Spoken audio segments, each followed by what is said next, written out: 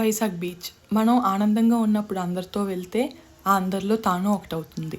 అదే మనం బాధతో వెళ్ళి కూర్చుంటే తానే అందరూ అయి మనల్ని ఓదారుస్తుంది. ఒక మంచి ఎమోషన్ ఉంటుంది కదా మన వైజాగ్ వాళ్ళకి బీచ్తో. ఒక డిఫరెంట్ బాండింగ్. నార్మల్గానే బీచ్ అంటే మనకి చాలా ఇష్టం. అందులోని వర్షం పడినప్పుడు బీచ్ని చూస్తే ఇంకా మాటల్లో చెప్పలేనంత హ్యాపీనెస్ ఉంటుంది. నిజంగా హెవెన్ అంటే ఇదేనా అనిపిస్తుంది.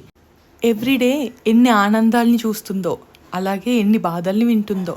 అన్నీ విన్నా అన్నీ చూసినా కూడా తన లోపల ఎంత అల్లకల్లోరం ఉన్నా కూడా మంచిగా తలస్నానం చేసి మంచి మబ్బుల్ని చీర కింద కట్టుకొని వచ్చినట్టు అనిపిస్తుంది వర్షం పడిన రోజు బీచ్ని చూస్తుంటే. ఒక డిఫరెంట్ ఫీల్ కదా. Vizag the city of destiny అని ఊరికే అనలేదేమో.